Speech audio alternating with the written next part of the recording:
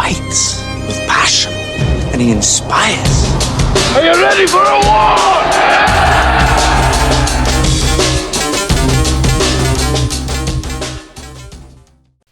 All right, welcome back to Permeates Arbitration, and today we're going to finish the Memphis Mini-Series. I hope you all have enjoyed it. I've had a lot of positive feedback. Contract cases are boring now in arbitration, so I'm sure some of it's been boring, but at least this lets you get inside of an arbitration so you can see what goes on. Is obviously management side. Jay was day one. I had it, but I didn't ask permission from him to do it. I'm not going to put him on there without asking permission. And Jay and I don't talk like we used to, so I'm not putting his on. All right, so that was management side. I don't care whether they like it or not. But at least it lets you hear direct questioning, cross-examination, kind of the arbitrator's opinions during things, how he will get involved. And so hopefully you enjoyed that. It's pretty interesting how things go in there. If you've never been in an arbitration, it kind of pulled the curtain back for you a little bit. Today I'm going to finish it up with a closing argument, all right? Going to kind of wrap everything up, everything that we've talked about in these 2 days of arbitration. It'll wrap it all up for you, okay? So hopefully you'll enjoy that. Going to cover a few things before I get to that. Next week, going to get into the going after management. I told you I'm going to make that an emphasis this year. They're going to come after us. We're going to go after them. And that's just how I am. I don't sit back and let you do shit to me. If you're going to come after my people, baby, we're coming after you. And that's just the way it's going to be. And so I'm going to help y'all refine some things. I know I had my JSOV episodes. And if you've read those things, if you've gone over those things, I told you it'd help you be an expert. And so hopefully that's what y'all have done. Y'all have gotten those, the JSOV, the district zero tolerance policies, the postal policy on workplace harassment. If you've gotten those things and read them, you will be experts. Now, next week, we're going to start refining things, all right? And that's some of the training that I do when I go different places. That's what I'm going to give you next week, all right? Also next week, I did 2 arbitrations, 2 removals this past week. One, a CCA removal on attendance, and another, a city letter carrier that was accused of taking the Voyager card and filling up his personal vehicle with it numerous times. OIG was involved. We had very good case files, but we missed some catastrophically devastating arguments to management, things that will kill discipline immediately. And I had to fight like hell to get them in there. The advocate for the one about the Voyager card, extremely aggressive. She did a fantastic job trying to keep me from getting these arguments in there, these procedural due process arguments that will kill discipline instantly. And we missed them on both of them. And so I had to try my best to get these arguments in there. And I'll give you a site that will help you. But we'll talk about that next week as well. We've got to get better at defending our people. Like I said, I don't care what you've done. That's what I told the arbitrator last week. We was talking about procedural due process, about me being able to put that in at any time, those arguments in at any time, even at arbitration. Asking at what point do we lose our right to due process? We never lose our right to due process. We keep that right with us all the way up through that arbitration. I told the arbitrator, I said, look, if I'm caught with 900 pounds of cocaine in the back of my vehicle, selling it for the Medellin cartel, I still have the right to due process. And we'll see if he buys it or not. But we've got to do better at catching these arguments that will kill discipline instantly on the spot. And we missed it on both of these. And so we'll go over that next week as well, okay? I'll have both the case files. I'll kind of go over those with you. They're very easy arguments, but for some reason we just miss them all the time. I'm going to go over an EP letter here in just a minute. I told a gentleman I would do that. He received it. It'll be very quick. You'll win this EP very easily, all right, when we go over it. I had somebody send me some slides off a computer. I'm going to go over those as far as what they're doing now, the new programs that they're using against us. They're months and months and months ahead of us as far as attacking us with the stationary events, the hour office time, the 22-minute load time. And I know people are sick of it, and I don't care. I will talk about it every week. I will talk about it. TRAP is being affected. The Postal Service is kicking our ass right now in every single thing. And they've brought everything to a screeching halt because they can. And I'll talk about that in just a little bit. The TRAP process, a complete shit show. We've dealt with that forever and ever and ever.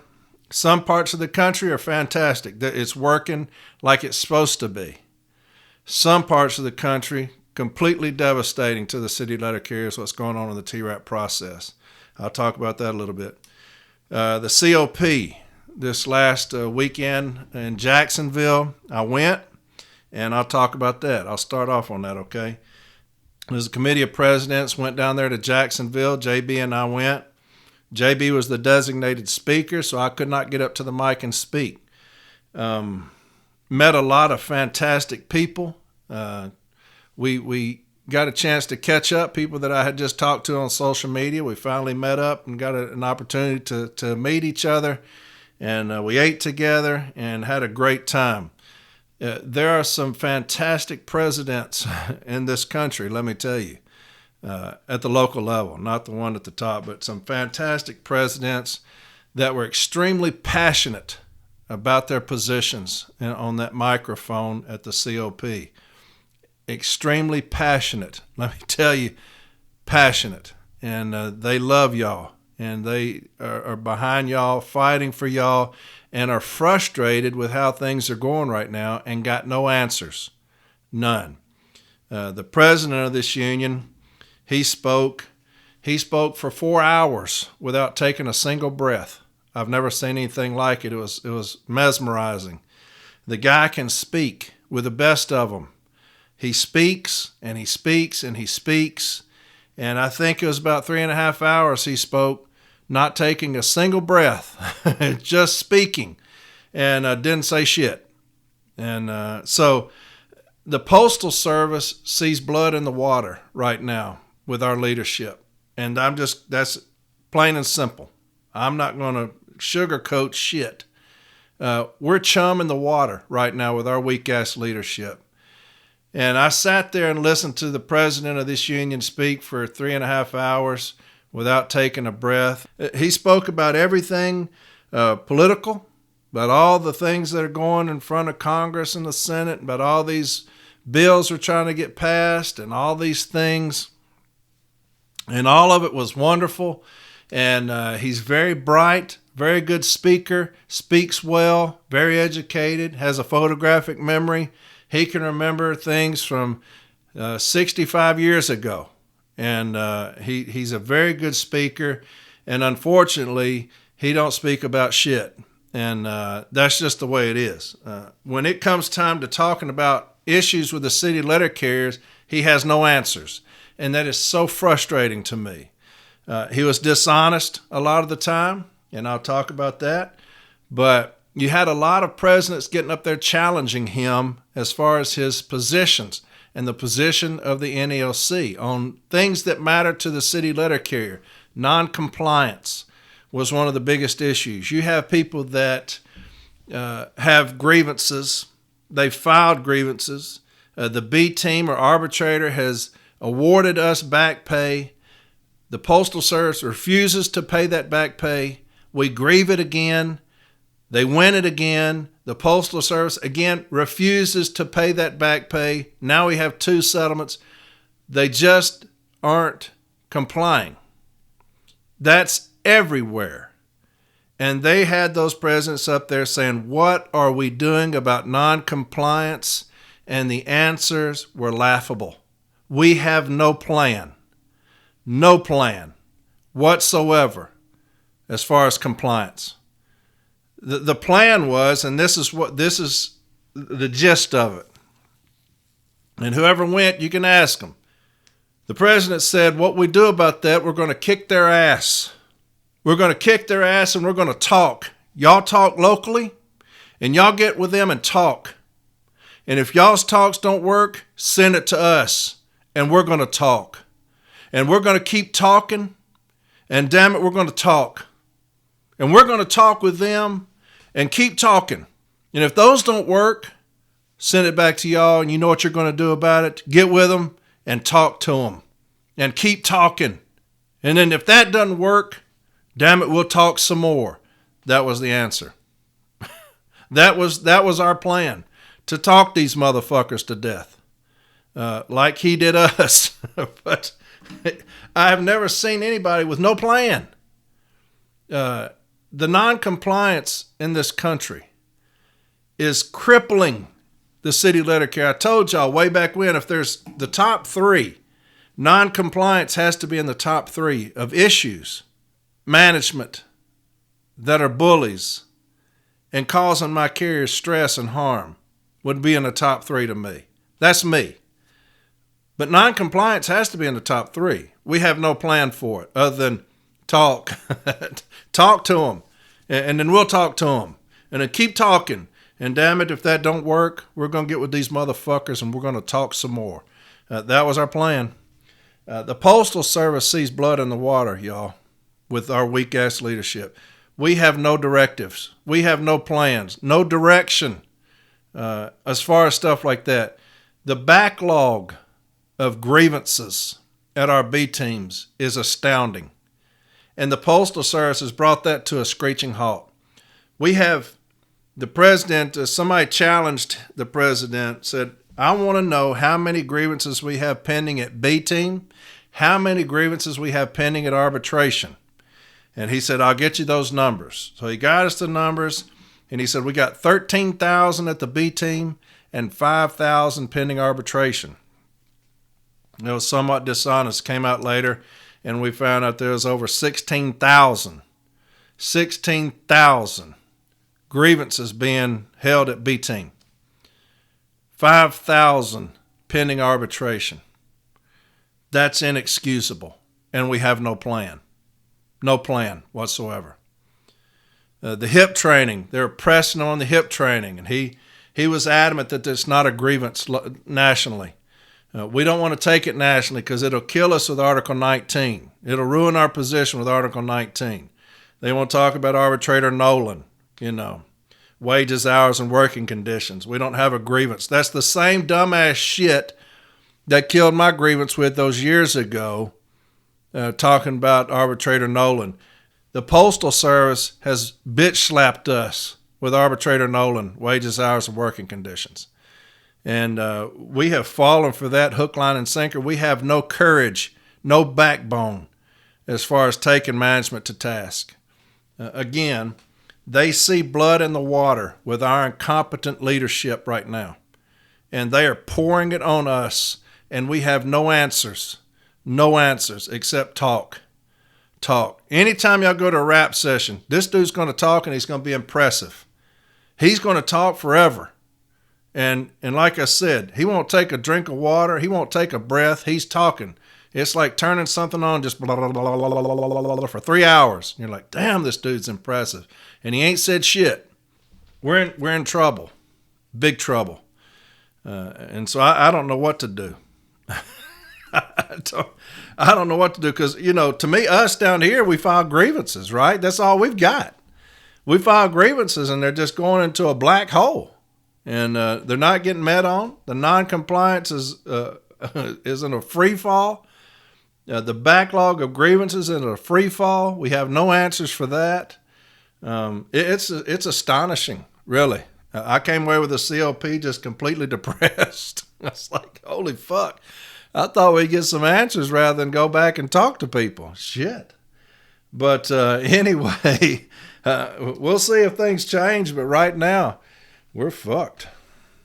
All right. Let's talk a little bit about the charges, okay? A lot of people have reached out and asked me if I know anything about them. This is the latest. They had 4 hours of closing arguments, okay, the other day. That was Thursday. 4 hours of closing arguments. Hit all the points that needed to be hit. And the committee should have a report and recommendations to the executive council by the end of the month. All right? Then it's up to the executive council, and we'll see what they do. This, and I hope that they make them vote publicly on the record and not behind closed doors, not secret ballot type votes. I want to know how you voted, who voted, how you voted. I'd like to know that, and because I'm going to get my hands on the Weir report, the report that's so damning. I'm going to request it. And because any member can get it. And so I'm going to get it. And it's damning. It's damning. So I want to know who supports this. Who is it on the executive council that supports this? I hope that they do it by public vote, that they don't do it a secret ballot and let cowards be cowards with this motherfucker at the top. That's what I hope. So we'll see. We'll see. All right, let's get into this thing. I've got a lot of stuff to cover.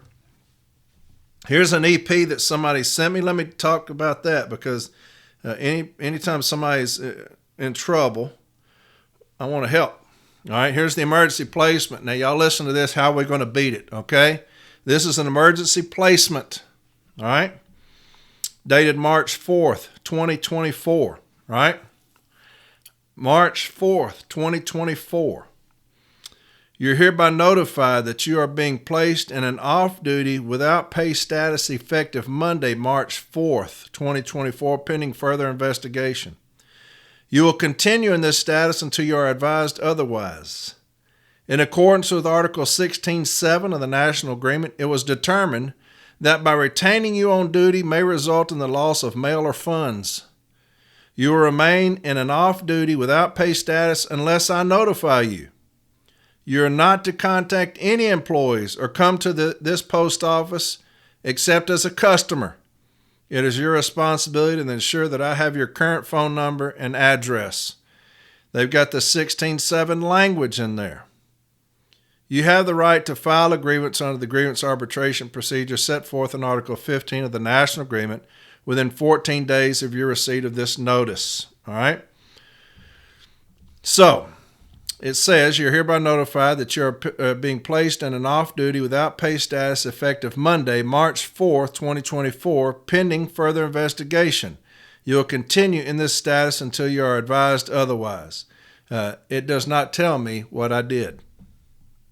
It does not tell me when I did it. And so those would be my first two arguments. You've not told me anything. As a shop steward, most people say, what would I request? Nothing. Nothing. I don't want you to request a thing. Okay? Do not go in and request anything on this discipline. 16.7 is discipline, right? Our National Arbitrator Menthol said it was. You have to pass a basic sub-question just cause principle, right? And so I'm not requesting anything. I'm going to the meeting and say, I have no idea how to defend this. I don't know what they did. I don't know when they did it, what day they did it, what time of the day they did it, where they did it. And that's going to be my contention at the informal and at the formal. Those are my contentions. I'm not going to build the case file because I don't want an arbitrator to say, well, at least you found out through this information request what happened. You were able to defend them. I'm not doing that. I'm not doing that. I'm going to write my contentions, and I'm going to say this emergency placement letter was handed to the grievant on March 4th, and it says he was put on EP on March 4th, and it doesn't tell me what happened, when it happened, where it happened, what date it happened, what time of day it happened, where's the location that it happened. Was it on the route? Was it in the office? Was it at a business? Have no idea. You highlight pilferage. Pilfered what? Packages? Mail? What was pilfered? I need to know something. I got to defend this person. What did National Arbitrator Menthol say in 16.7? You cannot properly grieve without what? The charge. Why is that important? Because the charge is no different than the charge in court, right? Arbitrators say that all the time. A charge is no different than a charge in court. Arbitrator Shedler If you look at the old defenses to discipline book, arbitrator Shedler, in 01233, case 01233, this is what he says. A charge in a disciplinary matter has a similar meaning to an indictment in a criminal matter before a grand jury. Basically, a charge is an accusation in writing that claims that the individual named therein has committed an act or been guilty by omission, and such act or omission was a violation of shop rules or usual good behavior expected of an employee and punishable by discipline. A letter of charges is the foundation of going forward with discipline. So, that's what I'm going to say. This is no different than the charge in court. And you not told me the first damn thing. And so, there you go, sir. I told you I would address it, and that's exactly how I address it, okay? I had somebody send me these screenshots, and I'm going to read them to you, and I'm going to tell you the reports to request. But when the memos came out, I told y'all that the individual called me and said, hey, what were y'all thinking? You know, they were waiting on y'all. They're way ahead of us. I said that before the memos came out, they should have started educating the business agents first. This is what's fixing to come down the pike. We had a dumbass put times on there as far as parameters. Catastrophically stupid to do that. It's catastrophically dumbass to do that. You don't ever put times on the memo. Parameters, I don't give a shit. You don't do it. And I don't care if it was well intended. You don't do it. You had to see past that piece of paper what's going to happen to your people. But since you weren't down here long enough to understand what these dumb fucks down here locally do, you put times on shit. And we've been reaping the fucking whirlwind ever since. And so they're way ahead of us on this. Way ahead of us. Because we didn't get out ahead of it before the memo was signed. We didn't say, hey, look, I'm fixing to sign this dumbass shit. Okay? I know I'm a dumbass. I'm going to sign it. It's got times on there. Just be ready to be abused, okay? Because I'm too stupid not to see into the future about what's going to happen because I wasn't down on the floor to understand these dumb fucks down here. And so anyway, the dumbass signed these memos. They were waiting on it and came after us full bore. And so they've got these reports. One's called the GIS Actionable and Trackable Dashboard, okay? And it's got the route, the actual DUT, the city carrier begin tour, the DUT begin tour variance, 30 minutes, hours per route, percentage act to base street, total actual street hours over base, average actual street hours over base, average daily overtime per route, average daily POT per route, office time variance to 60 minutes. Again, we're talking about these metrics. Remember that? Now they are coming out in a lot of these districts talking about it's going to be 45 minutes. A lot of people have messaged me that it's going to be 45 minutes now, office time. They're going to start pushing you out in 45 minutes. Remember that dumbass AVP that had these metrics? Get them out, treating us like cattle. Get them out of the office. Get them out of the office. Get them out of the office. So now you've got actual time variance to 60 minutes in the office time. Actual average move to street. Load time variance to 22 minutes. Percentage of extra loads. Actual average geo-depart. Move to street geo-depart variance. And the number of street inactivity instances plus 7 minutes. So the percentage of street inactivity instances, stationary instances, plus 7 minutes. All of those things came off of the memos, except the hour office time. The 22-minute variance, they have hung on to that, man, like it is gospel. The inactivity report, remember that person sent me that? They're saying, has anybody heard about the inactivity report? Here it is, right here. It's based off of this GIS Actionable and Trackable Dashboard. That's where it is. Inactivity report, stationary report. You ask our president, what does he say? It's an inconvenience. These motherfuckers are using it as part of their data. This is something that they have for themselves, the GIS Actionable Trackable Dashboard. This is what they use against us. And we got a dumb fuck at the top sitting there saying it's an inconvenience. We have opened the damn door for this to happen. We have, and that's what's pissed me off so much about it. And I know I go off and y'all are probably sick and most of you quit listening because of it. If you've understood the amount of fight we've had to do to keep this away from us, to keep them off of us as far as tracking, watching us covertly, spying on us, the amount of battles we've had to fight over this, if y'all understood it, this goes years back. And to open the door for that, to give them the key to the door. We gave it to them. We opened the door. Y'all come on in. Have a seat. We did that. Our president did that.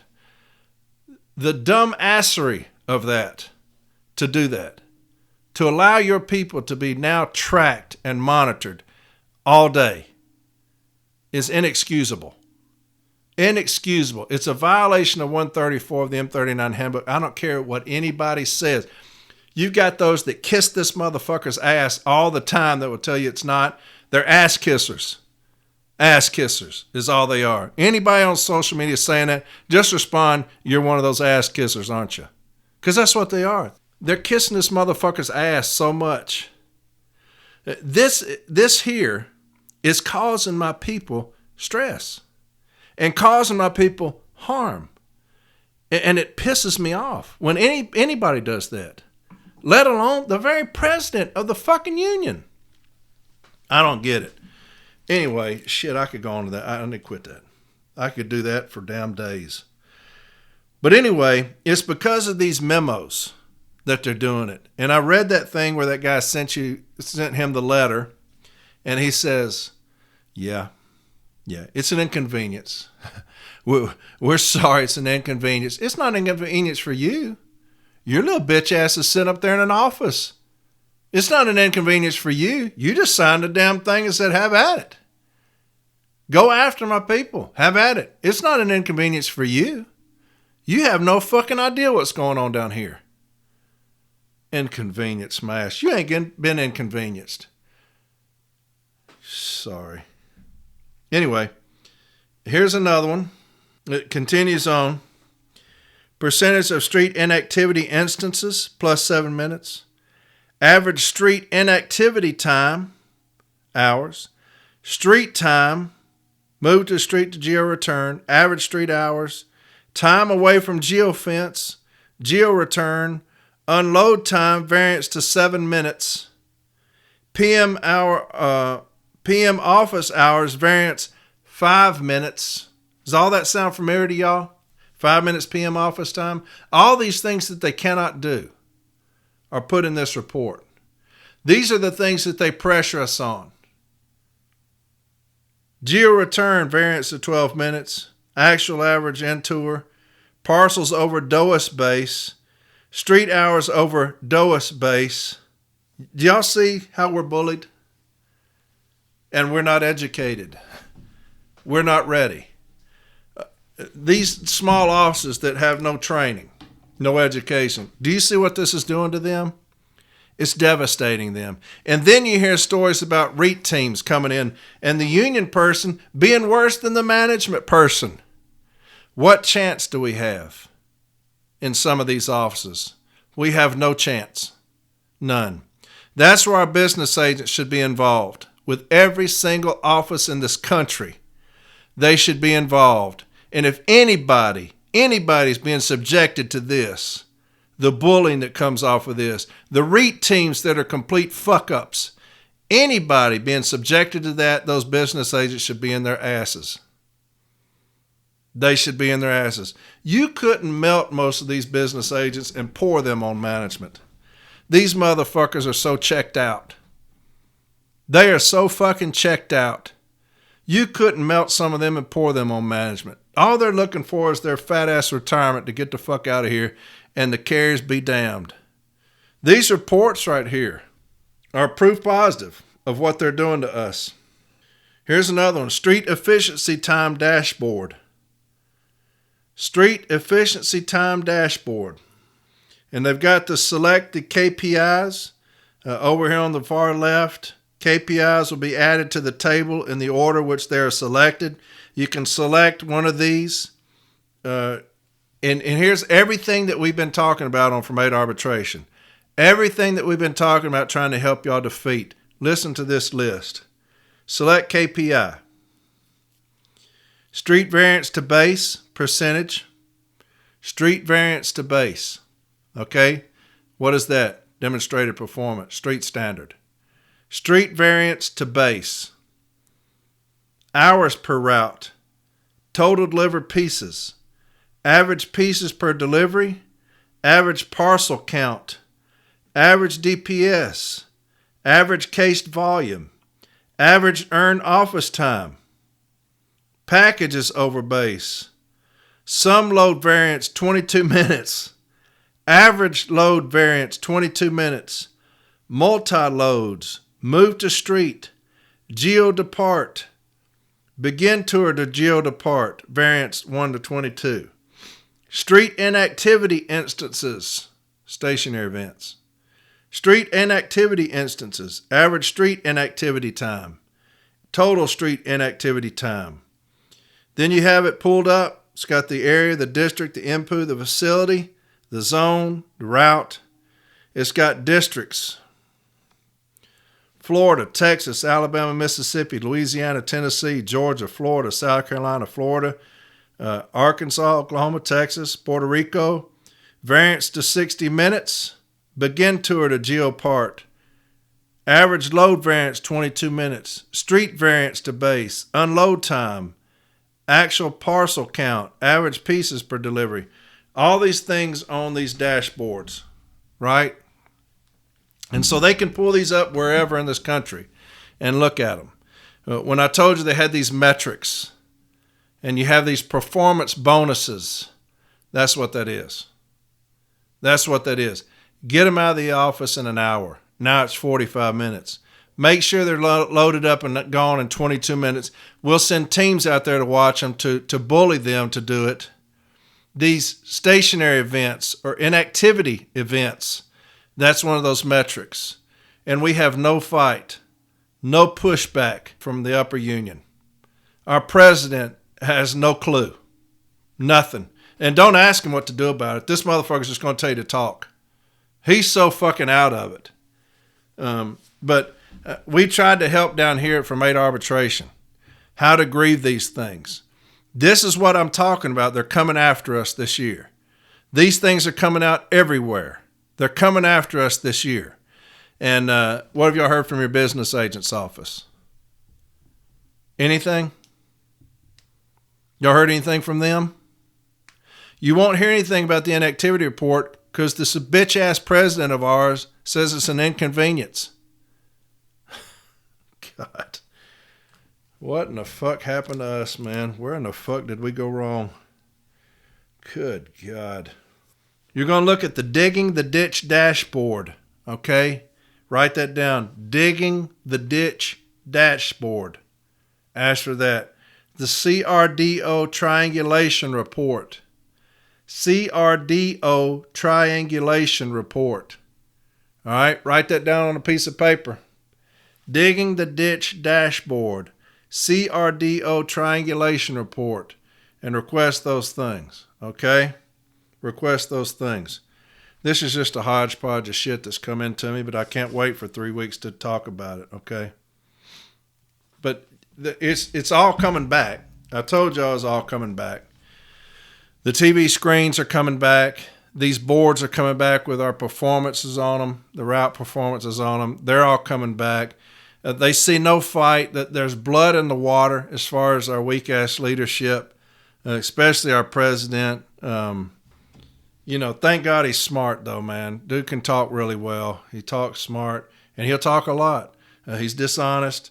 There was a president that a gentleman got up at the COP and asked him about these TV screens. And he says, hey, have you heard about them putting these TV screens back in there? And no, I've not heard about that. You should hear something about that soon. You hadn't heard anything about that? Have not heard anything about that. But we should be hearing something soon about that. I couldn't get up there and say anything. Now, this was last weekend, right? Here's an email that we received. Here's a letter dated February 2nd, okay? And this is what I'm talking about. Just be honest with us, man. Just be honest with us. You're going through a lot of shit, and I get it. I get it, okay? I get it. Be honest with us at all times. Said he didn't know anything about the TVs being put back in when this gentleman asked him. That was last weekend. February 2nd, 2024. February 2nd, 2024. Mr. Brian Renfro, President, National Association of Letter Carriers, AFL-CIO. He's got the address. Dear Brian, as a matter of general interest, the Postal Service will be displaying various information on monitors in the work area of post offices. This initiative is called Informed Facility, IF. The information has several purposes. It is a central location of customizable communication. It also serves as a digital center for employee engagement and recognition. Sites are also able to customize their screens to represent their office and the communities they serve. In addition, we're able to display real-time carrier data and sorting machine throughout numbers. These metrics already existed. However, the ability to share this data with employees was limited. IF conveys this information in a uniform format. The data updates periodically and the information streams constantly. Enclosed is a PowerPoint with examples of what will be seen on the monitor. Please contact this person.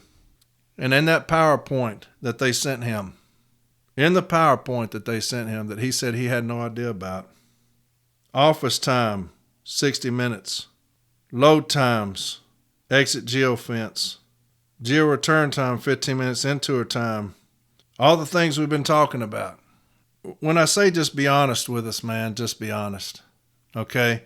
Don't say that you don't know anything about it, and hell, I got a damn memo. What's been sent to you about it? God dang. Man, we're in trouble. We're in trouble with this clown. And I'm just going to say it. We're in trouble with this damn clown. I sat and listened to a man talk for 4 damn hours without taking a breath about all kind of fantastic shit going on politically. And refuses to tell the truth. And refuses to get in management's ass about any damn thing. We're in trouble, folks. I'm telling you, man. We can't get this new regime in there fast enough. And they're coming. They're coming. They're coming. I promise you that. It's coming. It's coming. All right? And I can't wait to tell you about it. I can't wait to tell you about it. But anyway, I know I've been going off. I apologize. But like I said, a lot of shit to talk about. And we're in fucking disarray. Shit going on, man. Just management controls every damn thing right now.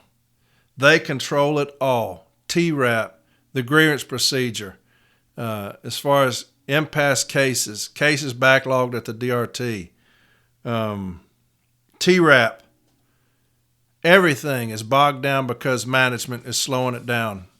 Our contract negotiations, just now getting an arbitrator.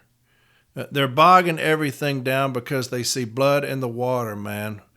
We're just throwing chum in the water right now to these son of a bitches in management because of our weak leadership. And you cannot tell me any different than that. You just can't tell me any different than that. I've been around too damn long. I've been on this fucking floor 30 fucking years, man. And I can see shit myself. I don't need no union to see what's going on here. Hell, just basic fucking workroom floor knowledge. I can see that shit. All right, had the Zoom meeting today. Tyler Vassar and that movement coming out of Minneapolis, the bill to fighting NALC. That is a direct correlation between our weak-ass leadership. Had a lot of people on there, too. We had 100 and something the last time, 150 this time. It's growing. This is a marathon, not a sprint, though, right? It's a marathon, not a sprint. It's growing, and it's going to keep growing. It's going to keep growing. People are talking about it. People are getting involved with it, and I'm all for it, man. I'm all for it. Building a fighting NALC. That's what I'm all about. That's what I'm all about, man. That's the reason I said I'm running for business agent. We got to start fighting again. Man, we've got to start fighting. And so I'm going to put my money where my mouth is, and I'm not going to say y'all need to fight, and good luck to y'all. I'm going to be on the front line of this motherfucker, man, fighting. And that's just how I am. I want to be on the front fucking lines. I want to be on the front lines of this son of a bitch fighting. I want to be the first one, like on that movie, We Were Soldiers. I want to be the first one off that fucking chopper, man. I want to be the first one on the field and the last one off. Because first off, I love to fucking fight. I love it. Arbitration, I love that fight. I love it. And I love my people. Well, I want to see us represented. And it's just not happening right now. We're clueless at the top with that clown that's running this thing.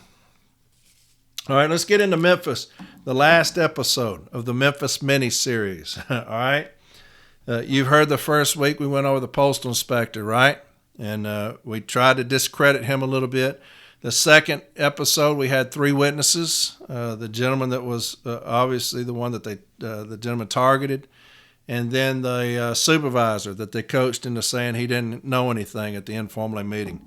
You heard the formal A, what a joke he was, right? Just kind of went over his case file, dissected that. And so now we have our closing argument, okay? This is where everything comes to a head.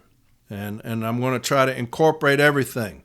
Where I'm going to try to address the file. And you'll hear me be monotonous. And I'll say things over and over again, right? And that's just how I've always been. I'll hit the same point. I'll come back and hit the same point again, come back and hit the same point again, kind of like I do on my podcast. But I want to drive points home, right? I'll address the postal inspector. I'll address the IMIP. I'll address the joint statement. I'll break it down, elementary style. I'll go after the district manager. Go after the environment. Making sure that I'm talking about it's an ongoing grievance, it's citywide. Right? I go do all these things. And then I'll read the arbitrator's award at the end of it. I've already read it to you before, but I'll read the arbitrator's award, and then you'll see how we did. All right? And so here's the closing argument, right? This is where you get passionate. You got to break the case file down. You break it down for the arbitrator, kind of go over the testimony that he's heard, and then you just leave it up to him, and you hope for the best. But here we go. Here's the closing argument of Memphis, right? This is the final episode of the Memphis Mini-Series. And so here we go. Closing arguments, and I'll come back on the other side of it, all right?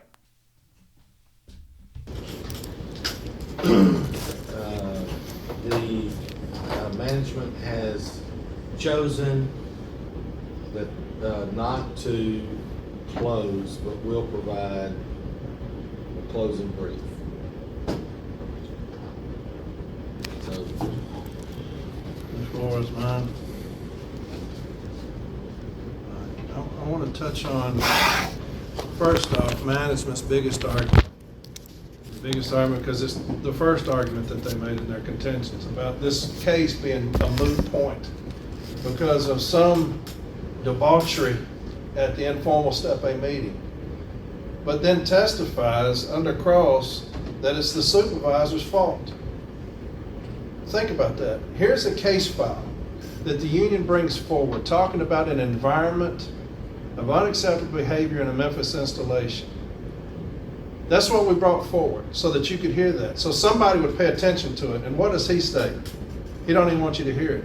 That's the problems that we have in Memphis. That's the problems that we have in this case file. They don't want you to hear it on something that he acknowledged was their fault. How about the formal Step A meeting? How many pages of contentions did he talk about this man coming up to him at the Formal A meeting with all the information, didn't provide him anything prior to that, he's bargaining in bad faith. It's contractual. What he did was contractual. And he wants you to throw this case out on something that he did that was contractual. I read it to him. It says, at the meeting. That's when you give him these papers. That's when you do the issue statement. That's when you do the remedy. That's when you give him statements on witnesses at the meeting, not before the meeting. And here's a formal step A rep that's saying, well, that's bargaining in bad faith. Well, in those papers, it was 6,000 pages, right? Isn't that what he Well, said? he brought those. Okay. So he's wanting you to throw this case out on something that he acknowledged was the supervisor's fault and something that he also acknowledged was contractual at the formal meeting. Think about that. That's why we're here. Here's a contention of his in the case file when you're reading it. These are part of his contentions. Here's a portion of management's contentions. After all of this, after him sitting through the formal step A meeting, reading everything that he's got, here's his contention. It's his handwritten contentions. Now, so this is after the informal A meeting. These are his handwritten contentions. This is what he says. Perhaps this grievance is the NALC response to its own press release dated October 13th of 2021. After he's read all of this, after he saw our grievances, our complaints, after he's seen the managers that we've addressed, he comes up with perhaps this grievance is the NEOC response to its own press release. How about this? How about management hasn't done the first damn thing to curb anything in this city as far as the environment? How about that? Maybe that's the reason we filed this grievance. Because he showed you they've not done the first thing independently to curb the unacceptable behavior with their managers in this city. Maybe that's the reason we filed the grievance. Mr. Axley, when he testified firsthand, he said when they got the newspaper report, the mother said it's because her son had been bullied by management. Maybe that's the reason we got involved. Maybe it's because the business agent's office, Mr. Steve Lassen, has dealt with this installation over and over and over again, asking anybody, even the district manager, for help. And everybody turning a blind eye to us. Maybe that's the reason we filed this grievance. Years of neglect on their part. Mr. Ashley showed you in the case file a decision from 1999, and I'll touch on it in just a minute. 1999, where the arbitrator says, then, you got issues with your management here. There's problems with management here. He states that. Maybe that's the reason this grievance was filed. Maybe it's because you've done nothing independently to correct your management team. Maybe that's the reason this grievance was filed. You turned a blind eye to years of abuse to my brothers and sisters. This case file is indicative of that. You've turned a blind eye to my brothers and sisters. Maybe that's the reason we're here. He told you there's been no IMIP within the last year. The email's in here. No IMIP. It's very basic what you do once you get a complaint, regardless of its form or content, you initiate an IMIP. Nothing being done as far as an IMIP in Memphis. They want to talk about this shooting is why we're here. That's part of it. Once that shooting happened, the union said, enough is enough in Memphis. We're taking over. Thank y'all for coming. We don't need you anymore. We've come to you over and over and over again for help. We've come to you. It's the same song and dance from management. We'll give you a cease and desist. The grievance is the only avenue we have. This arbitration is the only avenue we have because they will show you time and time again they don't give a damn about my people. That's why we're here. You're going to say it's because of a newspaper article? Brother, let me tell you, you didn't sit in the formal Step A meeting and look at this file. He even testified to that fact. He said, I was just looking at something that went back 14 days. Mr. Ashley comes in there and says, man, we got a history of abuse here. We need to do something, anything to protect our people. A history of abuse. What did Mr. Varela say? I didn't consider that. I just went back 14 days. That's why we're here. They will always show you their true colors when it comes time to doing something with their own. This is what you will get. The postal inspector's report is the biggest pile of garbage you'll see. Here's a postal inspector who's paid by the Postal Service. Comes in, he says, I interviewed all of these carriers, all of these employees.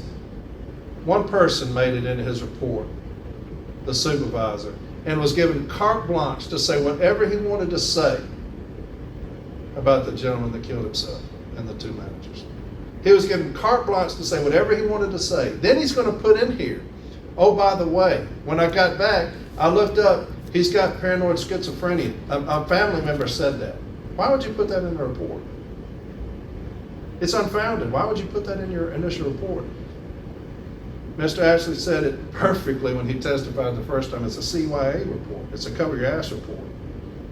It's to cover the Postal Service's ass. That's why that report was written. When you read that report again, remember that. That was a cover your ass report. I came in, I interviewed all these people, past tense. I put one person in the report, that's Mr. Free, the one who was mostly targeted. I let him say whatever he wanted to say. And then I put in here on the end of the report that he's paranoid schizophrenic. Completely unfounded. They're talking about a report, it's been 8 months. 8 months. You don't have a report yet? 8 months?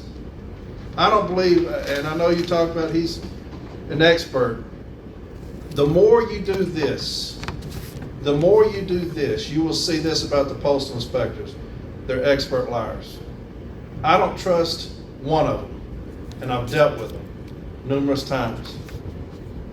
Here's the joint statement. This is what it states, and you've listened to you've seen the case file, you've heard Mr. Ashley's testimony about the history, okay? Knowing that they've done nothing. You saw within the last year in IMIP, I showed you Mr. Lassen's letter to the district manager and human resources. Mr. Varela, remember that very one filled with curse words? I hated to read that in front of these women, but you know, he was involved with that. You got Mr. Kippers being made aware of a customer of a carrier complaint. Nothing done. No IMIP's done. Here's the joint statement on violence behavior in the workplace. We all grieve for the Royal Oak victims and we sympathize with their families as we have grieved and sympathized all too often before in similar horrifying circumstances. But grief and sympathy are not enough. Neither are ritualistic expressions of grave concern or the initiation of investigations, studies, or research projects. We couldn't even get that. They're saying that that's not even, neither are ritualistic expressions of these things. We couldn't even get an investigation from them. We couldn't even get an IMIP started with them. The United States Postal Service, as an institution, and all of us who serve that institution, must firmly and unequivocally commit to do everything within our power to prevent further incidents of work-related violence. What have they done?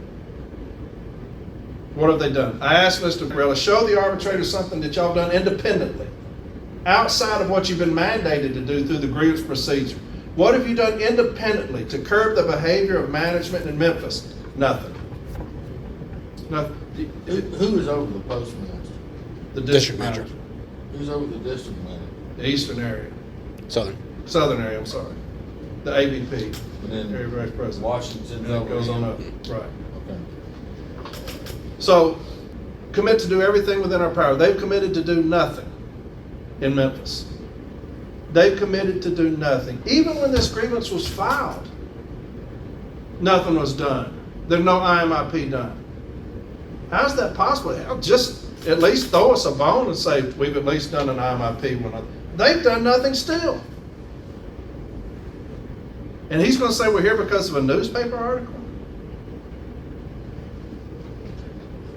This is a time for a candid appraisal of our flaws and not a time for scapegoating, finger pointing, or procrastination.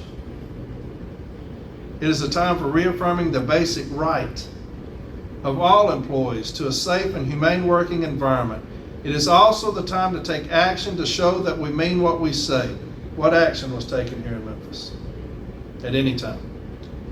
What action? According to this file, we came in here and he said this is an environment, a toxic environment, things that have been going on. We're going to address it. What has management done? We can't do anything.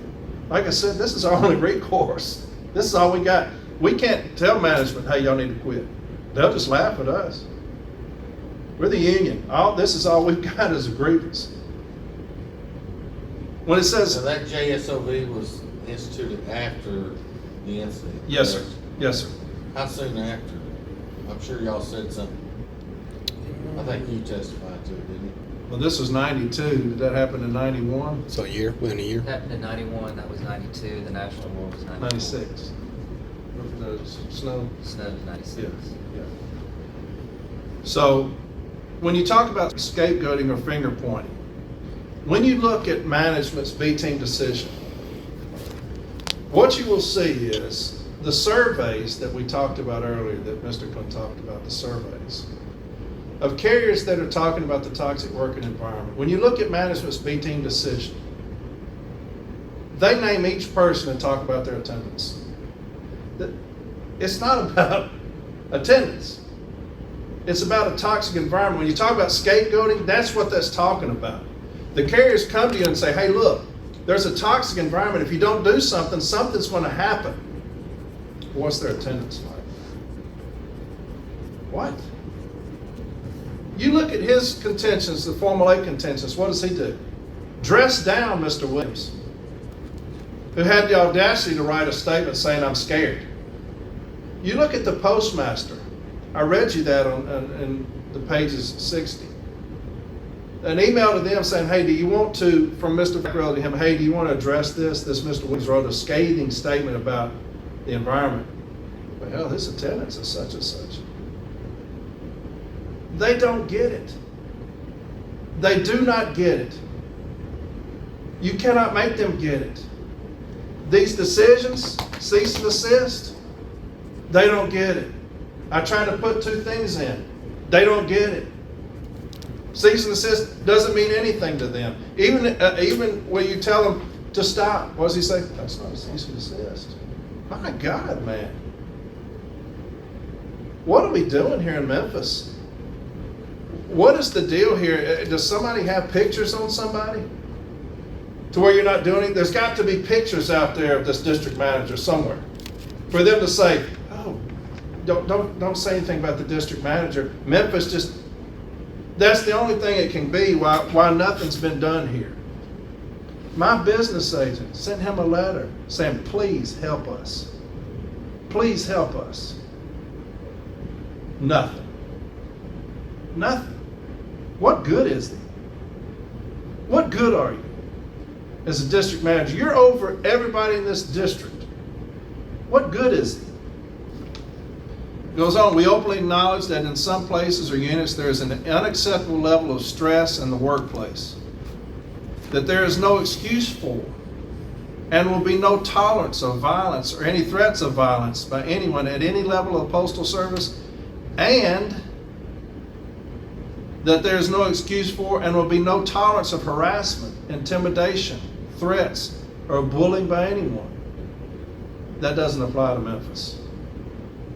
That language doesn't apply to Memphis. When it says, and there is no excuse for and will be no tolerance of harassment, that doesn't apply here. This was written for everybody other than Memphis, because managers have carte blanche to do what they want against my brothers and sisters down here, period. This case file is a perfect example. This man testified that he didn't even look at all that stuff that Jay put in there. He just went back 14 days. That is what this is talking about. That's why we're here.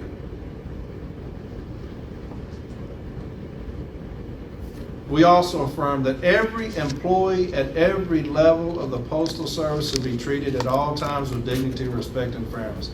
That incorporates the DM. That incorporates the district manager. Every level, every employee. The need for the USPS to serve the public efficiently and productively, and the need for all employees to be committed to giving a fair day's work for a fair day's pay, does not justify actions that are abusive or intolerant. When you're reading these statements, pay attention to that language, making the numbers. When you read these statements, pay attention to that. Making the number is not an excuse for the abuse of anyone. Those who do not treat others with dignity and respect will not be rewarded or promoted. Those whose unacceptable behavior continues will be removed from their positions. That's where we got in our issue. That's where we got there. You've shown that you can't act right.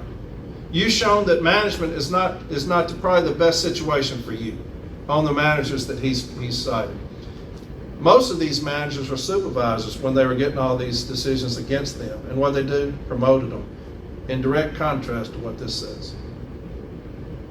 When I say this is all we've got, this is all we got. We can't go to them. We can't go to them for nothing.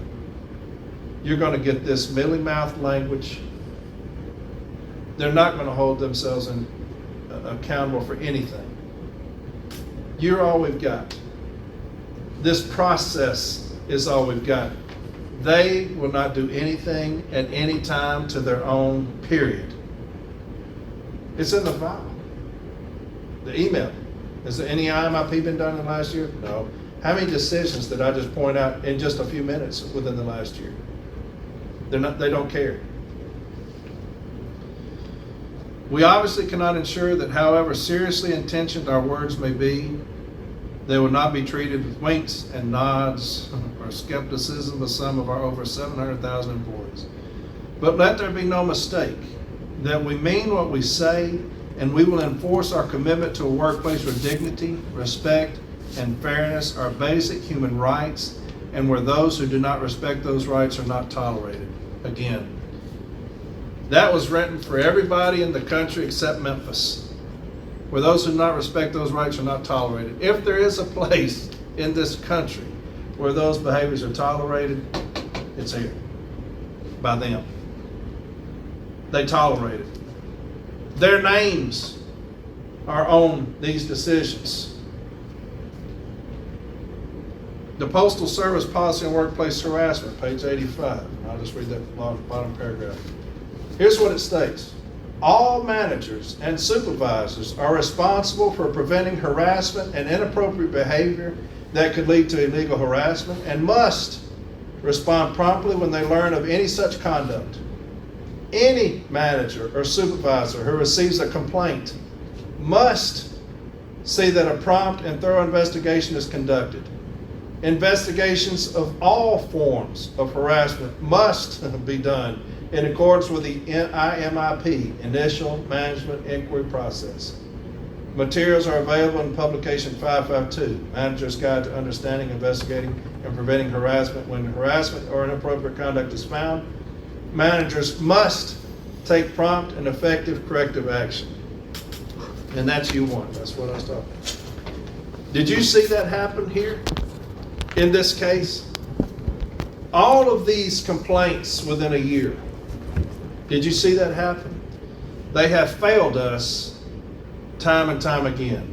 When I say that we appreciate them being here, but we don't need them anymore, that's what we're talking about. My business agent has said, we don't need y'all anymore. This is where we're going from now on, because you've not done anything to help my people. Listen to this list of people in here that were aware of the unacceptable behavior. District Manager Chris Zander. You saw the letter from my business agent to him. HR Manager Barbara Kerr. You saw the email. District Safety Manager Kim. Email from her in here, where she was made aware. No MIP. Occupational Health Nurse Ruth Bennett. Nothing. Labor Specialist Eric in this file. Nothing. Labor Specialist Betsy in this file. Signed agreements. Nothing. Labor specialist Derek in this file, nothing.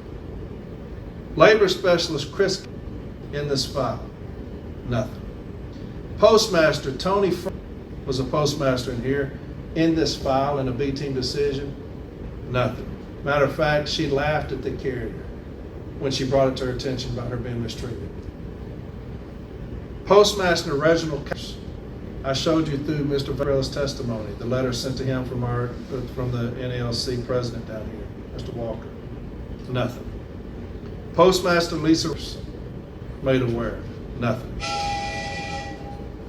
Postmaster Sunil, if you need to get that, go ahead. Postmaster Sunil, nothing. Matter of fact, Postmaster Sunil did everything he could to get this grievance thrown out.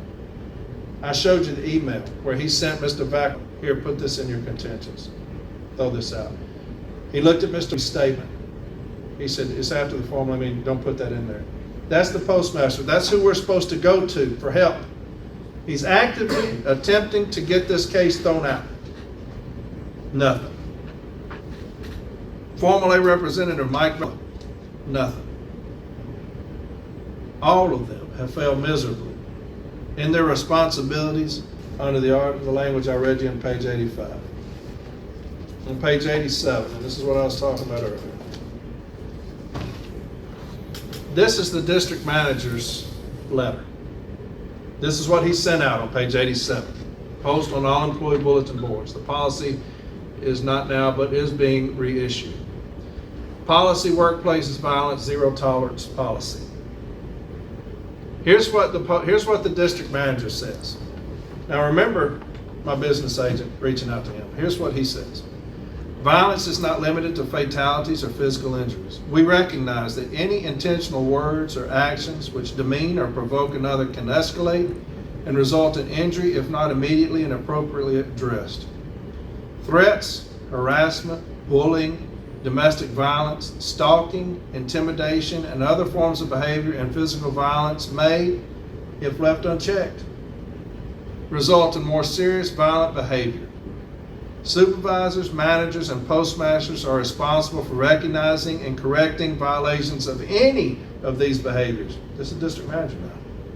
Supervisors, managers, and postmasters should consult with labor relations, the inspection service, and the threat assessment team for guidance on any specific situation.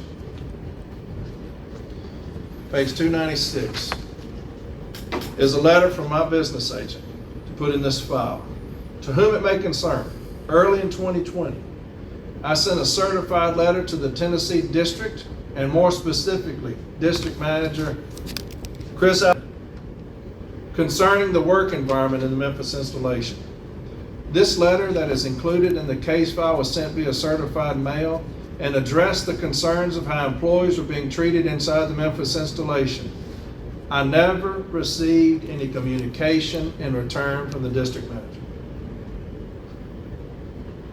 And he's going to put this garbage out. It applies to everybody but him, I guess.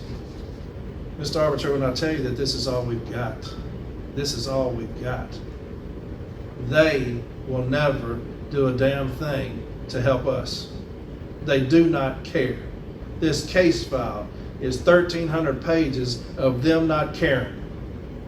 Mr. Val said, I didn't consider the statements, especially the one lady who said, if something's not done, something tragic's going to happen here. I didn't consider that because it went back further than 14 days. On page 2 is the first page of B-team decision. Again, installation, Memphis, delivery unit, citywide, incident date, ongoing. Management wants to talk about 14 days. That's not what our decision was about. If you look at number 1, the union addressed the environment that has been created. On number 2, the environment that has been created and condoned. That's why we're here, because management has created this environment, they've condoned this environment, and the only one who can correct this environment is you. They will not. If you look at the very first page of his contentions, and I addressed this a little bit, it's on 865. Here's the very first page of his contentions. All this stuff he brought, 444 pages to the formal A meeting. Here's the very first page. Yet in their haste, first paragraph now, in their haste to remain compliant with the time limits for this grievance, management contends that the issue is moot from the outset. This is all we got. All of this, us pleading for help, all of this, and what does he say? We don't even want you to hear it. Don't even pay attention to it. It's a moot point. That's the reason when we say, this is all we've got, this is all we've got. Instead of coming to the formal Step A meeting and saying, what can we do? What can be done here? We've had a tragic incident. Instead of coming to the table and saying, what can we do here? Let's get together and come up with something. What does he say? Don't even hear it. It's a moot point. That's the reason we're here. I'm not going to read from my cites. I'll put those in my brief. I'm going to read this last part of my opening statement I gave to you in this hearing, and then I'll be done. And this is what I state. Mr. Arbitrator, the union is here now.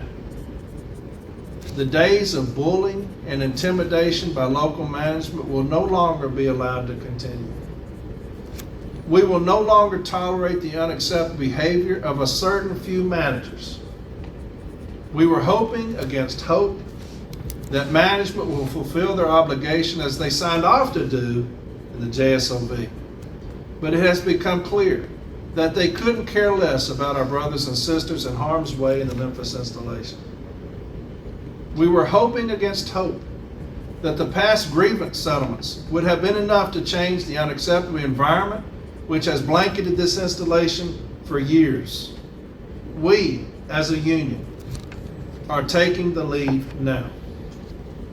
And it begins with this grievance in front of you today. The grievance procedure is all we have.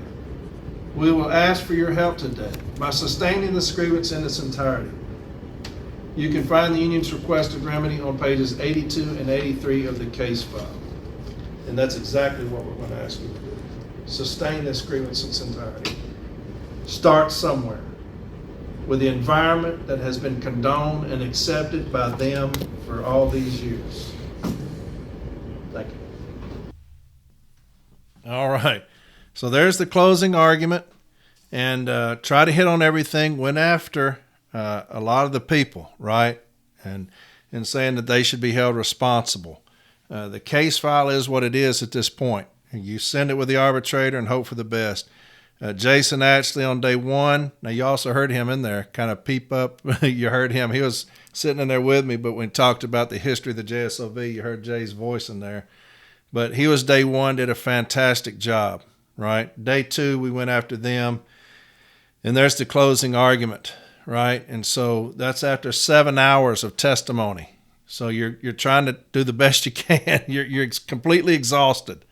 And so you do the best you can. And you leave it up to the arbitrator. And so you heard that in the formal A, when I was doing the formal A, I tried to put in 2 B team decisions, right? And one of them didn't have a cease and desist. It just said, shall comply. And I don't know if you remember hearing the advocate for management saying it didn't have a cease and desist. If you go back and listen to that, when he says, it didn't say cease and desist, you'll hear me say, be careful. If you go back and listen, you'll hear me tell him, be careful, because they were going to this dumbass chicken shit language about shall comply, will comply. I've been railing on my union about it, pissed off that we're doing that, conceding that language and not using cease and desist. I've been railing on my union. And they're like, it's the same thing. It means the same thing. So when he said, you didn't say cease and desist, I look at him and I tell him, be careful. And that's what I told him. If you go back and listen, you can hear me say that. But I addressed that in my closing. If you heard me say, kind of make fun of that, saying, They didn't say cease and desist, and went after that, okay? But you heard the arbitrator not accept the 2 decisions. He said, I'm not going to allow those in. He references them in his award, all right? So I'm going to read the award. You've heard the testimony, right? We've done the best that we can do, trying to make it an ongoing, trying to go after these 3 managers that had nothing to do with the shooting, right? But we're going after the environment. When I was asked, the business agent's office, they were concerned about the case. They were concerned about the case file. They sent it to me. Can we win it? They're offering us stuff. Can we win it? And I looked at the case file and I called them back and I said, we can win this case. We can win it. There are things in this case I can pull out to show that it's ongoing. And you heard those emails. That's how we did it. The emails where we made them aware that it was ongoing, that it was citywide. And those past decisions from 1999, we addressed those, right? And shown that it was an ongoing issue all the way back then. I said, we can win this thing. And so I went to hearing. We did well. And so here's what he says. And I'm going to start on page 25, all right? The DRT case file also contains an award issued by Arbitrator August directly involving the interpretation and application of the JSOV. And that's the August decision that we had out of Hattiesburg. He goes over that. Then he talks about Arbitrator McLean. So management put in Arbitrator McLean's decision, and we attacked that. And he does as well. He says, while the grievance was ultimately sustained, Arbitrator McLean refused the requested remedy of the NLC and followed the guidance of Arbor Levax and stated, fortunately, we need to wade into the issue in this case. The arbitrator agrees with Arbitrator Levax's analysis, that in order to establish a violation of the JSOV, the union must first establish that the supervisor violated the JSOV, and second, that Postal Service management failed to honor its joint statement by either sanctioning or failing to deal appropriately with the supervisor's misbehavior. Y'all heard me talk about that in my closing. The evidence does not establish that management failed to respond appropriately in dealing with Mr. Lebrano's misconduct. You heard me talk about that. Nothing done independently. So we're attacking this decision. Nothing done independently by management to control the environment down here in Memphis. You heard me say that how many times in my closing? No IMIP. I went down every person that's name was in the case file. If y'all heard me do that, I'm showing that there's nothing being done. They never do anything to address their own. Y'all heard me talk about that. So I'm going after this decision. It is obvious that the factual allegations contained in the above awards are not closely related to those contained in this case. Not only am I dealing with multiple incidents over several years, so he bought our argument that it's ongoing. It's the environment, okay? The USPS has taken no curative action for the overall problem. Again, he's bought our argument. They've done nothing independently. You heard me question the formal step A. I want you to show the arbitrator one piece of paper where y'all have done something independently, one thing independently outside the grievance procedure to control the environment, the unacceptable environment down here in Memphis. They couldn't show you anything. So the arbitrator's latching onto that. The USPS has taken no curative action for the overall problem, and partial compliance with grievance settlements and awards is not sufficient pursuant to Articles 3 and 14. I would add to the prior list of complaints and now offer the conclusions reached in Union Exhibits 2 and 3. These are the ones he said he wasn't going to accept. But after taking them home, he looked at them, and I'm going to name names because it's all in the case file. It's all in these awards. The dispute resolution team has resolved this grievance. The DRT agrees Station Manager Joe Bird violated Section 115.4 of the M39 Handbook when he failed to maintain an environment of mutual respect when engaging with letter carriers in the Memphis installation, Highland Heights Station. The DRT agrees management is required to comply with Section 115.4 of the M39 Handbook, and Manager and Burr will ensure he maintains a mutually respectful atmosphere when communicating with employees in the performance of their duties. And so that was what the advocate or manager was talking about. It didn't say cease and desist. It said Manager Burr will ensure he maintains a mutually respectful atmosphere. And it also says the DRT agrees management is required to comply with Section 115.4, which is bitch-ass language. That agrees management is required to comply with. Like they didn't fucking know. You know what I'm saying? That's just fucking stupid. Anyway, we got it in there. And then the other one I filed, and it was out of Mississippi, but one of the managers from Memphis went into Mississippi and was following a carrier around with her cell phone, just berating this girl. And so I went down there and filed this on her. And this is one that we got in there. The dispute resolution team has reviewed all the information in the case file and has agreed to resolve this grievance. The team agrees Manager Braswell violated M39 Section 115, M39 Handbook Section 134, and M1517 in the way the street observation was handled and in failing to comply with prior settlements. Management shall cease and desist future violations. Now that one was out of Mississippi, so I got a cease and desist out of that. But he goes on. Of special concern to me is the date of the resolutions in the above cases, 4/29/22 and 2/14/2022, respectively.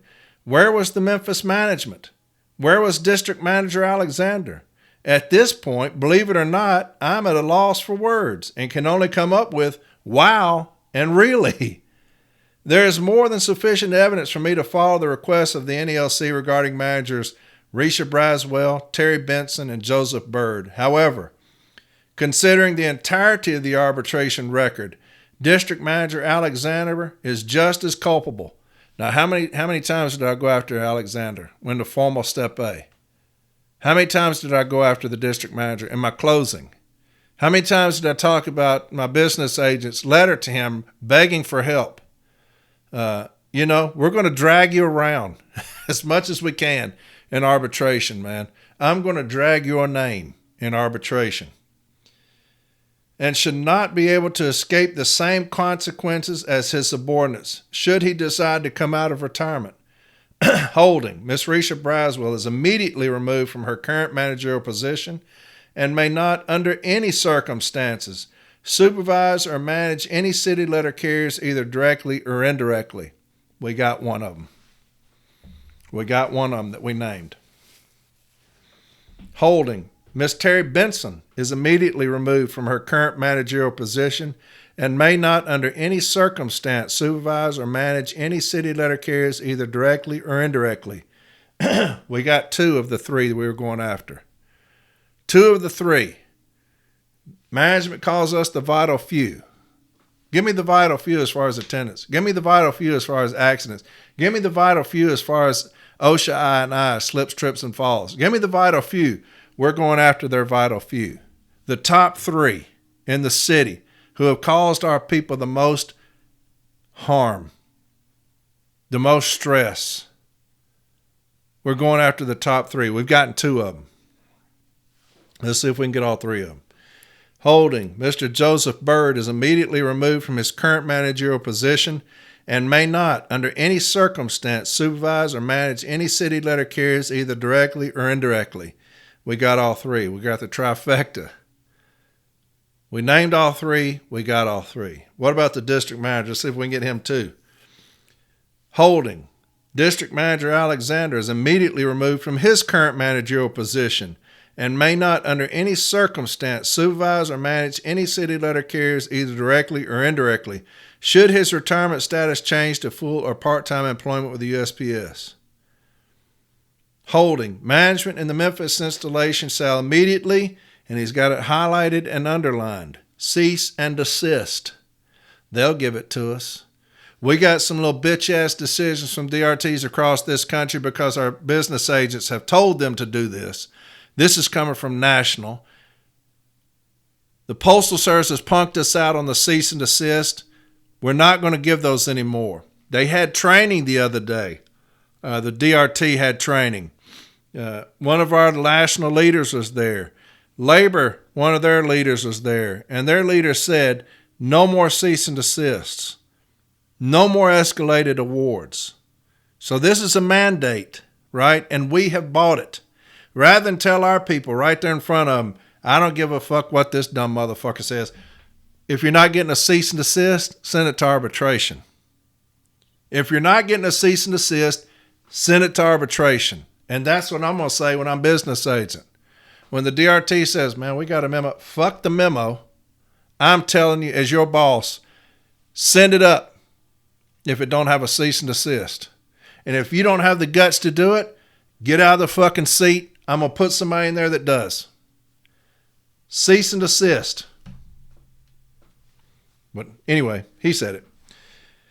Cease and desist violating M39 Section 115, ELM 665.24, and Postal Service's policy on workplace harassment, and the Joint Statement on Violence Behavior in the Workplace, and the Swallow Workplace Safety and Violence Summary via Articles 14, 15, and 19 of the National Agreement.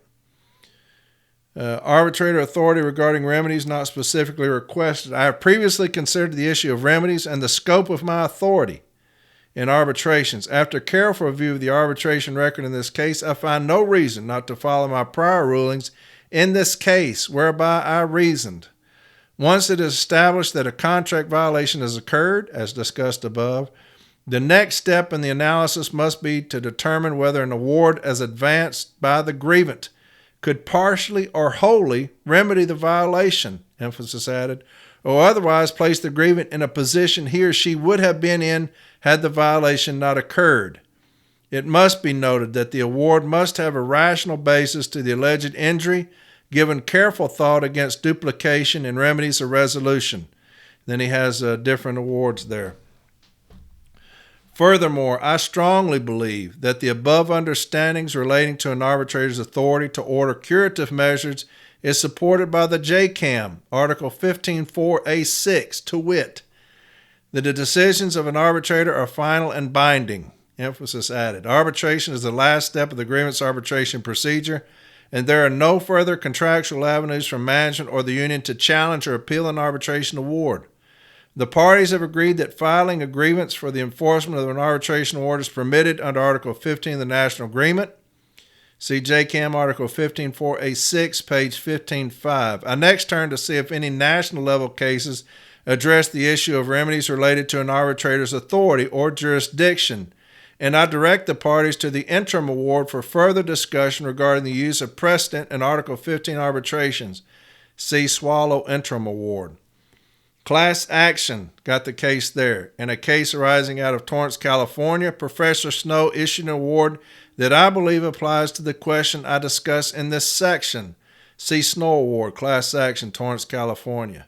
NELC closing brief. And that's where when I talk about the JSOV cases, back when I do my JSOV episodes, all the things you need to put in your case file.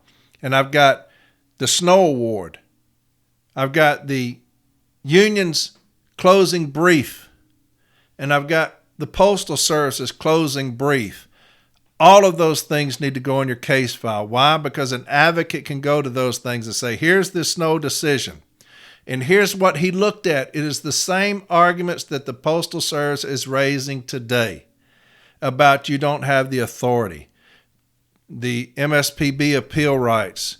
They lose their due process. All of these things were argued in front of National Arbitrator Snow, and he ruled against all of those arguments when he came up with a decision that we can hold management accountable through Article 15 through the grievance procedure to remove them from their positions, right? After considering the entirety of the factual and legal conclusions I have reached in this case, I now add to the above discussion that an arbitrator has an absolute and solemn duty to issue awards that resolves the contested issues in total and irrespective of whether such holdings are specifically requested by a party to arbitration.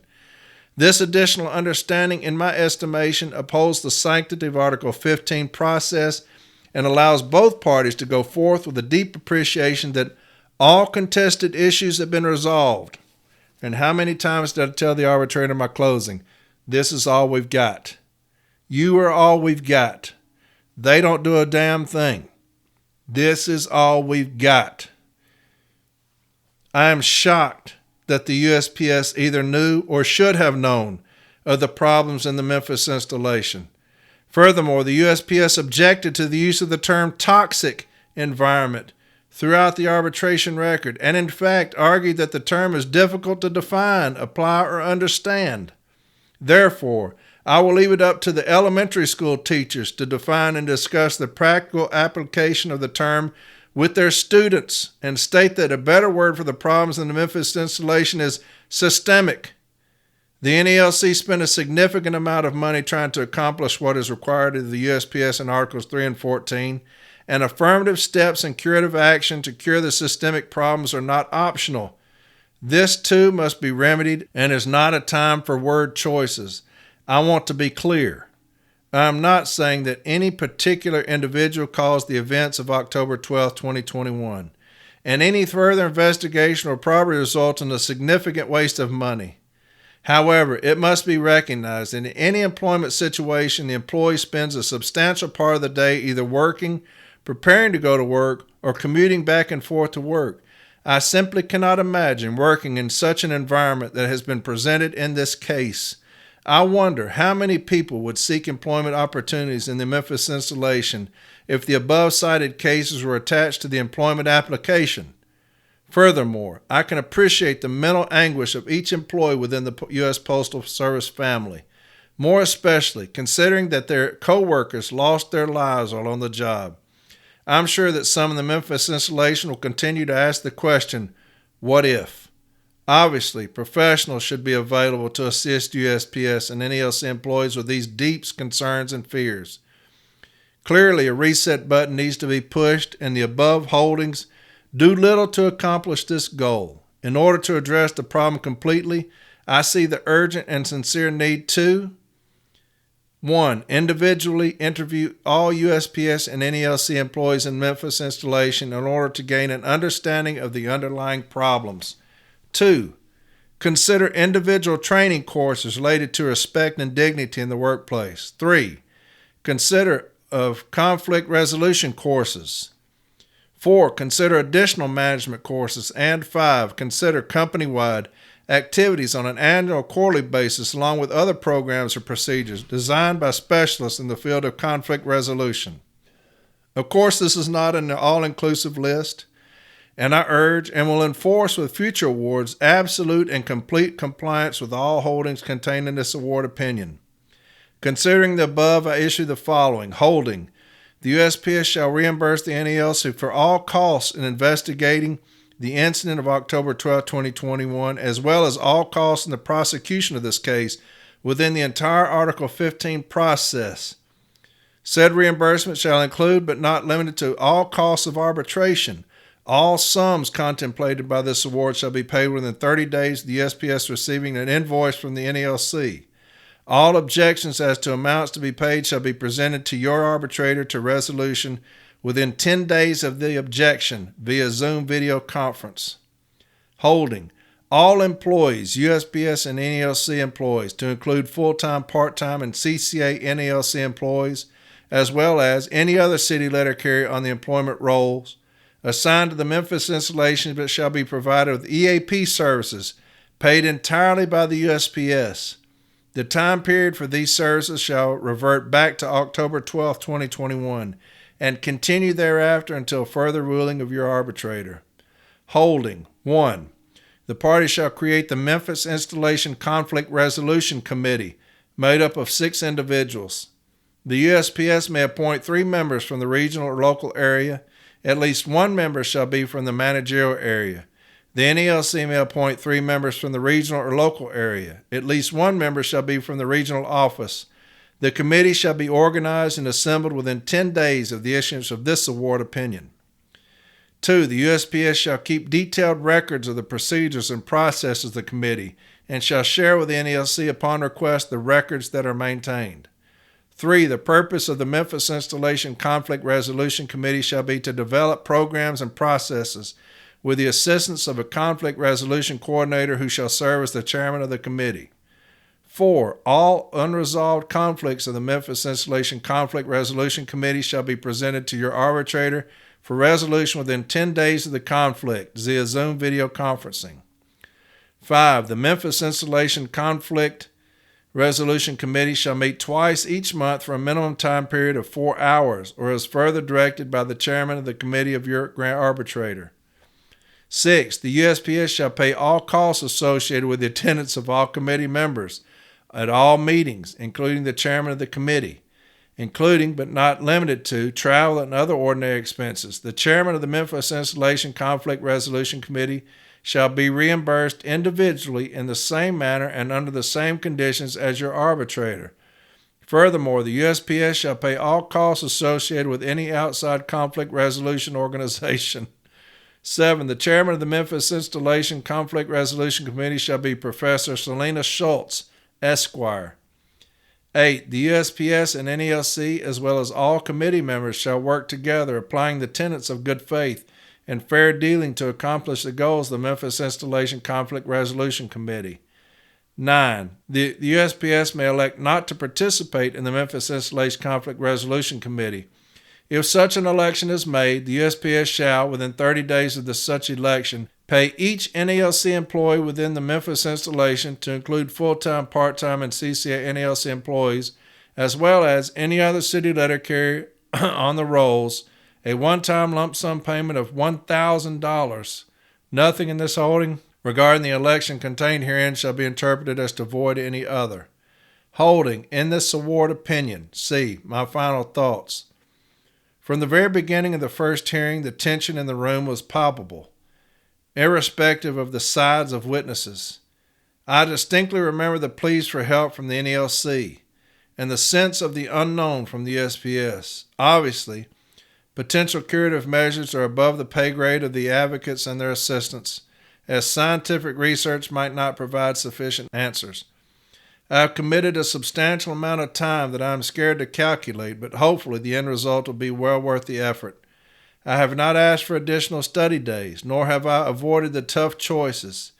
Everyone specifically gave me their commitment to be part of the solution, and I too offered both sides my complete attention and best efforts. I want the parties to understand that I remain committed. Who knows if such a tragedy will strike again? It seems that shootings and violence have become a part of our social fabric. I pray that the measures taken herein will be enlightening and productive, and I anxiously await the results of the Memphis Installation Conflict Resolution Committee. With this in mind, the work of the Memphis Installation Conflict Resolution Committee shall be known and cited as the Memphis Project, and perhaps others may benefit from all of our efforts and hard work. I am reminded of some frequently referenced expressions that seem appropriate when considering what lies ahead, and I quote, "Rome was not built in one day." John Haywood, English playwright, 1538. The journey of 1,000 miles begins with one step.